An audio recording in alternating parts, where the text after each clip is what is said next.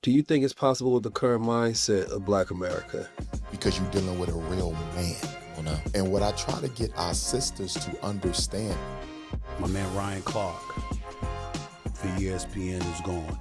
Yo, what it do? Welcome back to another episode of BUA. I'm your host, Harold Damu. Here we talk business, politics, war, love, and everything in between. Now let's start here because this is where everything begins. Belief, not money, not opportunity, belief. Dr. Boyce and 19 Keys, they sit down to ask real questions. Can Black people still build in today's system, or are we too far behind? Do you think it's still possible right now? Because I know you close with Dr. Claude Anderson. Do you think it's possible with the current mindset of Black America and the current economic reality that we find ourselves in today? Because we're far from where we were 10 years ago, right? And I'm just saying it from a psychological disposition, right? The way we think about what's possible, because things are possible if we have belief, right? But what do we collectively believe in anymore? Anybody who rises to look like something of the past, a person will automatically smite them and say that you're cosplaying an ancestor, right? That person could have just been inspired to say, that's what I want to be versus a rapper, right? Somebody builds up a platform, then they're automatically attacked online, right?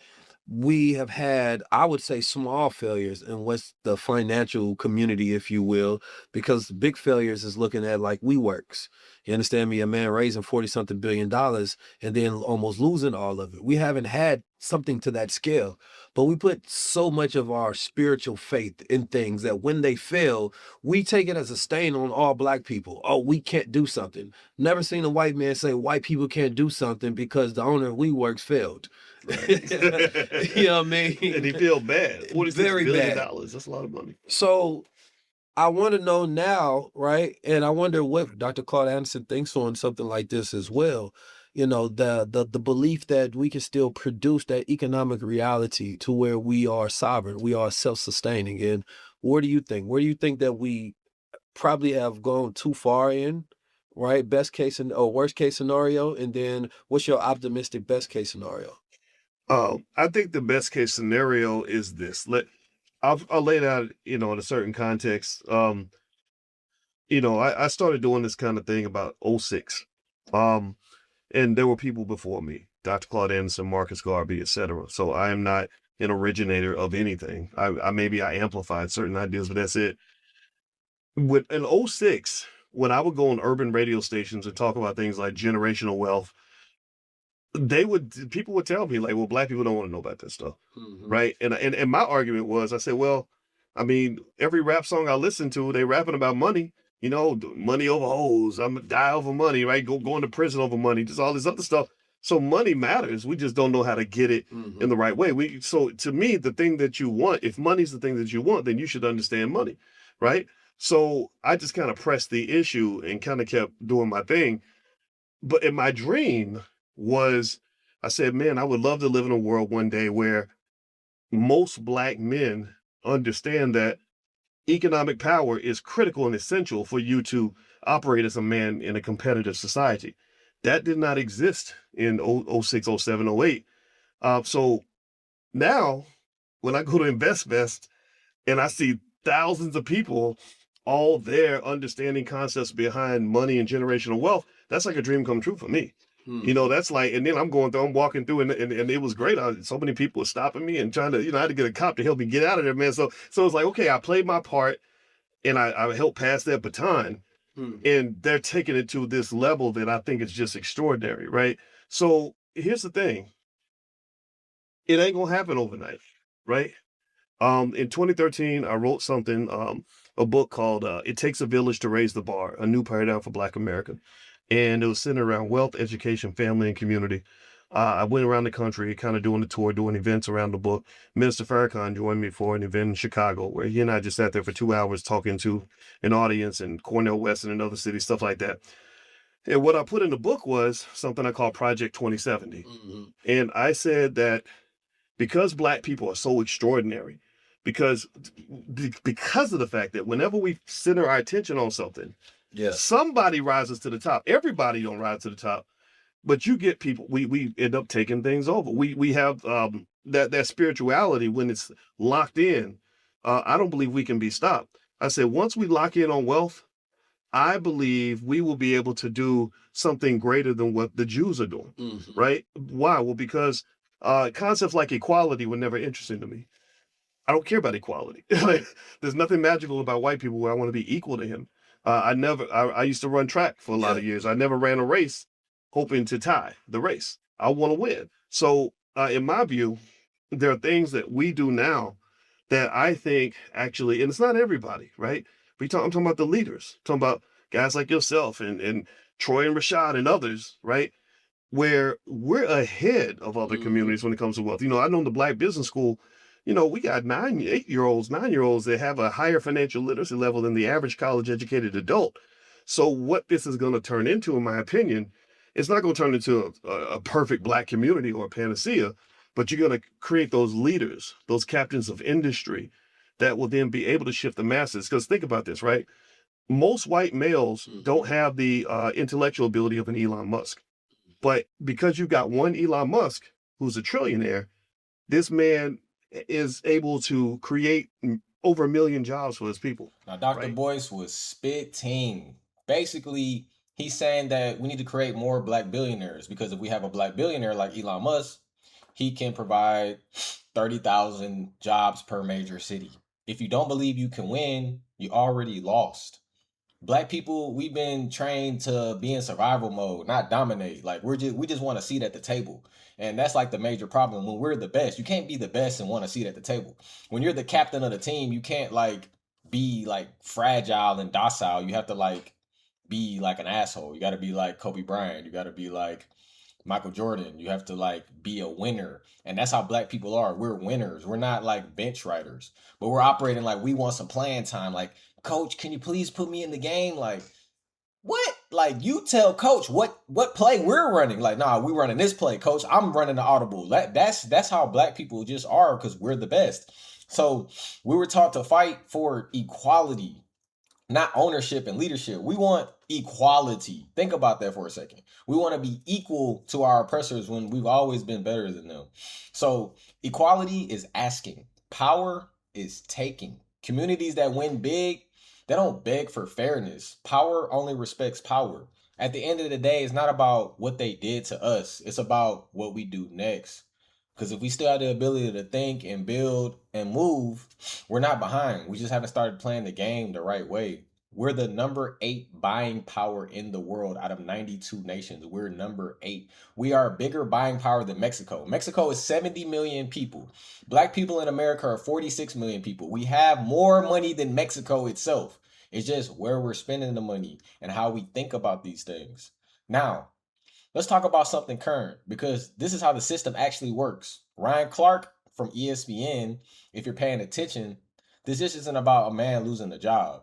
What's up, everybody? It's your man, Stephen A. Smith here. It's a rough day. Rough day, to say the least. Working at ESPN. We all know the news right now.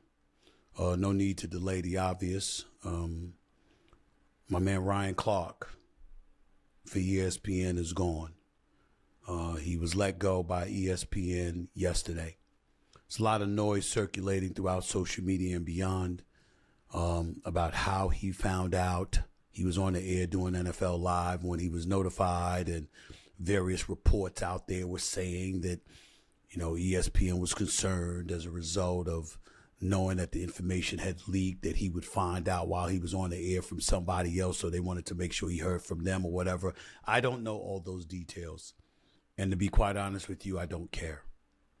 What I care about is that my brother, Ryan Clark, a person that I consider to be arguably the best NFL analyst in America, is no longer a member of ESPN. And I can't even tell y'all how much that hurts. He's a man, and so he's going to handle it the way men do. And we understand that. But I'm going to miss him. I am not happy about this decision one bit.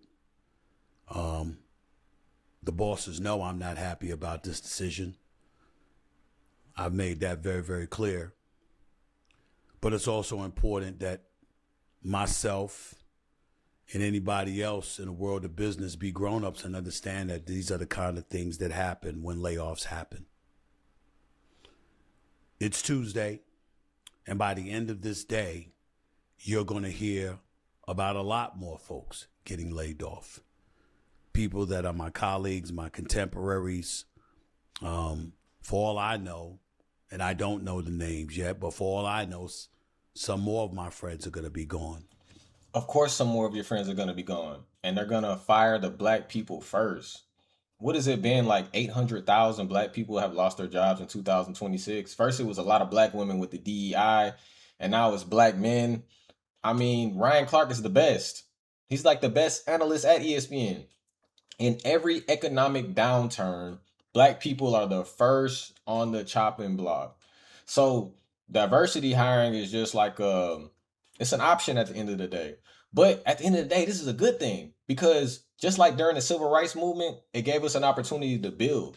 Because when black people go through hard times, we realize that nobody's really on our side. So the further and further we get pushed, the more we can come together. And hopefully we can get pushed even further. You know, like, instead of mourning about lost seats, why don't we just create the seats? Create the table. It's real simple. Stephen A. Smith said that's his boy. Why don't you give him a job at your podcast? It's just that simple. And then we can even have other media platforms outside of YouTube that we own and we control. So Ocho Cinco and Shannon Sharp and Joe Johnson, that's how you do it. You do your own platform, hire your own people. Diddy had Revolt TV. Revolt TV is a huge media outlet. I saw like many different cultures working there. You should only hire black people. It's that simple. That's what they do to us. It's like, it's okay to hire Arabs, Indians, white people. You know, it's okay to sprinkle them in because we don't hate them, but we got to put ourselves first. That's the problem. We got to hire 90% black people first, if maybe even 95 to 100% in most cases. But it's like we get a company, we just hire anybody. We don't even think about it. Oh, race doesn't matter. You know how many kids died this year because they think race doesn't matter? Race is almost the only thing that does matter. Black media, black platforms, black ownership. That's all that matters. Like, that's the only thing that matters. So instead of asking why is it happening, maybe we need to ask why we keep depending on systems that were never built for us. Because once you see the pattern, you adjust or you keep getting cut out. Now, right here, this is deeper than sports. People always ask, why is Argentina not have any black players on their soccer team at the World Cup? Did they just skip over black people in the whole country? Nah, it's something happening here. Look at Argentina's World Cup squad. Really look at it. 26 players representing a nation of 45 million people. And as they line up for the national anthem, as the camera pans across face after face after face, something becomes impossible to ignore. There are no black players, not one that the world would recognize as Afro-descendant. Now look at the teams around them. Brazil, filled with black players. France, filled with black players. England, the Netherlands, even neighboring Uruguay, black players in every squad. But Argentina, a wall of European faces, Italian surnames, Spanish surnames, a team that looks like it could be representing Italy instead of a South American nation. And most people watching will assume that's just how Argentina is. That's just their population. Nothing strange about it. But here's what they don't know. In the 1700s, nearly half of Argentina was black. In some provinces, black people were the majority. So the question isn't why Argentina's team looks European. The question is, what happened to all the black people who should be on that team? The answer is one of the darkest and most deliberate chapters in the history of the Americas. And the World Cup just put it on a global stage for everyone to see. Let's start with what you can see with your own eyes, because this is the part nobody can argue with. Argentina's squad is built on names like Messi, Martinez, Romero, Otamendi, De Paul, Paredes, Alvarez, Molina, Tagliafico, Montiel. Italian and Spanish surnames almost without exception. This isn't an accident of one tournament. Look back at Argentina's World Cup teams across decades, 1978, 1986, 2014, 2022. The same pattern. a South American nation fielding a team that looks indistinguishable from a Southern European one. Now compare that to the rest of South America.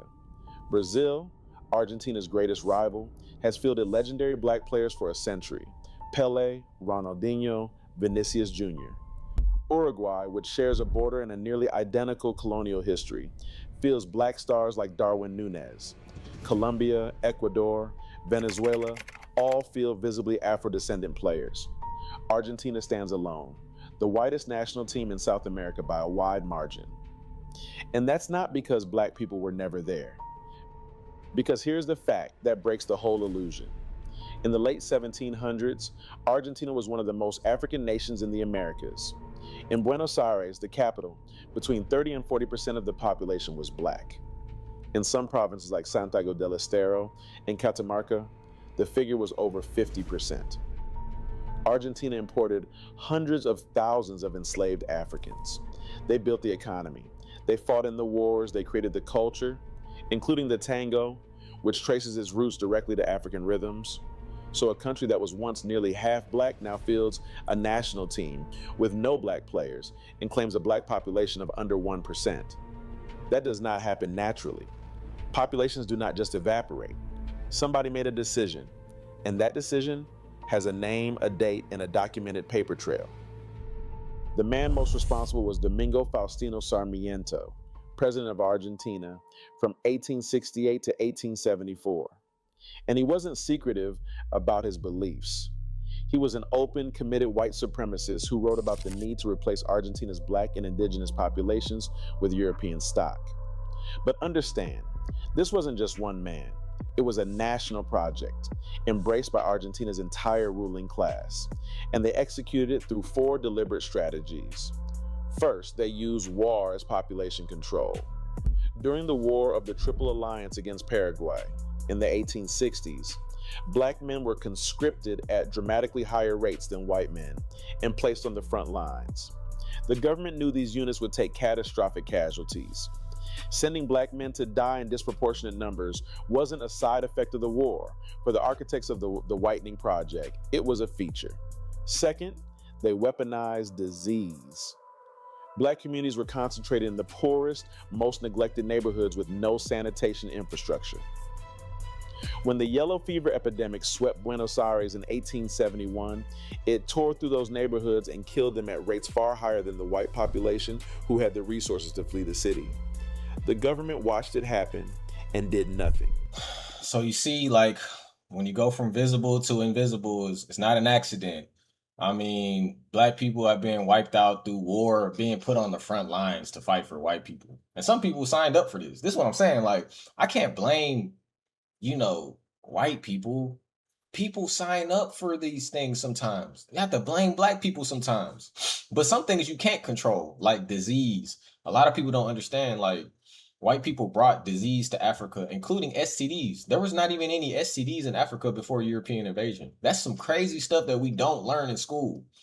STDs. We never had STDs until they came. Like, these diseases come from animals. Like, even with, like, recently COVID. COVID came from, I believe, a bat or something like that. It came from an animal. They have been using diseases to destroy the indigenous populations for years. There's places in the world where they have indigenous people that won't let you, like even in the Amazon forest and places like on private islands and remote islands around the world. If the indigenous see you, they'll kill you, not because they're mad or want to hurt you. They just don't want to get the disease on them that you have, the things that you may have overcome: smallpox, chickenpox, the flu virus, these things that we become immune to. They're not immune to it. So it's the same way with indigenous black people. Like, it's not as though white people were so strong and just killed everybody with straight force. The diseases that they brought from their countries were a big part of their ability to be able to wipe out the indigenous population. So black people are the backbone of global success, from the Moors to modern day athletes. In the Olympics, we can see every team's best player is a black player. The best player in the world is a black player. The best Formula One driver is a black guy. Lewis Hamilton. When I saw that, I was like, damn, the best race car driver is a black person? Like, that's when I was like, bro, black people, we're the best, bro. Like, I don't give a damn. We don't even drive cars, bro. We don't race cars and shit. But if you give us the opportunity and put us in that lane, we're gonna be the best. That's just hands down. It's very simple. So we just have to believe we're the best and stop being so friendly. Because we're the best, we also have this remorse and survivor's remorse type of vibe where we want others to come along with us. It's like they can't come along with you. Everybody can't go to the top. So the real question isn't where did black players go? The question is, how does an entire history disappear from this country? And we just saw there that it's been strategic. Because once you understand that, you see the whole world is different. Everything's systematic and strategic. Nothing's on accident. You know, you got people that think it's just an accident. Like, I wasn't able to get the job. It's like, no, you weren't able to get the job because a white person interviewed and you were probably just as qualified, but they went with the white person. It's not an accident. You know what I mean? Like, that's common sense. Now, let's bring it back to us because this conversation always gets emotional. Dr. Umar talking about single mothers, relationships, and standards, but the real issue isn't what people think it is. Absolutely. The biggest thing, one of the things that I've seen is just like, it's this woman, this young lady that I talked to or whatever, right? And we're just friends, but she's convinced now based off of social media that because she has a kid, I think she's on her second kid now by a different man. She's convinced now that her value is lower and that she doesn't matter and all of this anymore. And I'm just baffled by that. And I try to convince her every day, but it's in her comments every time. Here's the thing, and I tell women this repeatedly. I've seen it, and I know it's to be true. Black people fundamentally are a spiritual people. We have artificially become materialistic because that's the capitalist society we live in. Right. But fundamentally, we're spiritual. Yeah. That is to say that no matter how much a man's financial situation may matter to you or to you, at the end of the day, if his spirit is strong and loving, it's going to almost dictate that you overlook the other shortcomings because you're dealing with a real man. Come on now. And what I try to get our sisters to understand, it don't matter if you got 2 baby dads or 3, although we would like you to have none, right? But no matter how many you have, if you fundamentally love and respect yourself, he will too. Yeah, it's not the fact you got 2 baby daddies. It's the fact that when I look at you, your aura is screaming to me, please accept me, although I don't think much of myself. Yeah. And in the dating world, nobody can give you self-esteem. Right. You got to have it. Right. And it's almost impossible for somebody to respect a person who don't respect themselves. Yeah. And too often our women, our single moms, they're leading with this idea that I'm less than because I have more than one baby father. It was your energy that told him you didn't think he was worth it. It wasn't even his self-assessment. Yeah. Self-esteem is the most important thing a woman can have in a relationship. And too many of our women have low self-esteem and is getting even lower because we're now living in this hypersexualized society where how you look physically matters more than anything else. Yep. And not to knock my brother Kevin Samuels, rest in peace to him. And he did borrow a lot of my content. I'm just going to be honest about that. But rest in peace to Kevin Samuels. But one of the issues I had with his narrative is I thought it was too heavily loaded towards the physical. It was too much about how you look as a woman, your education, your income. Yeah. And for me, those things are not on my list at all. Yeah. You follow what I'm saying? For me. Yeah. So for him to be pushing that, I thought it was very negative. And for women to embrace it, some, and a lot of men, I thought that was also wrong. Because we as Black people don't build families based off your income and your education. They do matter, right?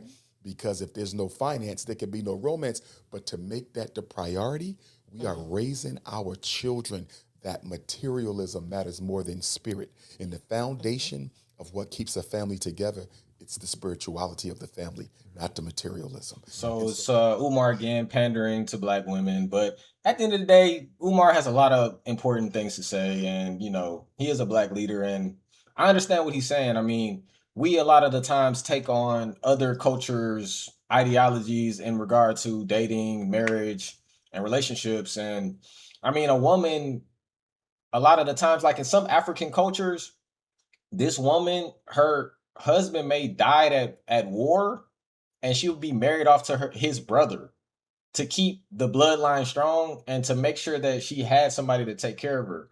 And men are disposable because they do die at war. They do die early. You do have to consider that women outlive men and men live a dangerous life. So, what is a woman to do if her man does die in a car accident or something? She can never have a man ever again. See, that's not the case. And he's right. Kevin Samuels, doesn't consider things like that, that like men live dangerous lives. And sometimes a woman being a single baby mother is not always her fault. But he also has to understand what Kevin Samuels is saying, in that a lot of our women do lack self-esteem and make decisions to have babies with guys who are just poor decisions. So it's not about single mothers, it's about the value system. And it's not about how many parents are involved. It's about the cooperation. Whether you have, two moms and one dad, or three dads and one mom, like if everyone's cooperative and focused on nation building and building the tribe up and working for the children, then it's not that bad. But even if it was a baby mama with three baby dads, if the fathers were cooperative and understanding, it wouldn't be that bad. But of course, in like a tribal situation, without paternity tests and things like that, we wouldn't even know who the father is. So that's why, the masculine community they don't really promote promiscuity, because we wouldn't even know who the father is, and men don't like come together like that. And I believe Dr. Umar's polygynist and things of that nature. So he understands these concepts, and I understand what he's saying. We're spiritual people. We're not material people. Spiritual people stand in a circle and hold hands. Material people stand in a line and worry about who's in the front. We're spiritual people. We stand in a circle and we hold hands and look at each other in the face and take care of the tribe. So we've gotten away from that. And just because a woman is a baby mother doesn't mean that she's not a human. It doesn't mean that she doesn't deserve love and another chance. It's just maybe she might not have the exact chance she had before, but she still deserves love and possibly another chance. So again, it's Heru Adamu. I'm gonna see y'all on the next one.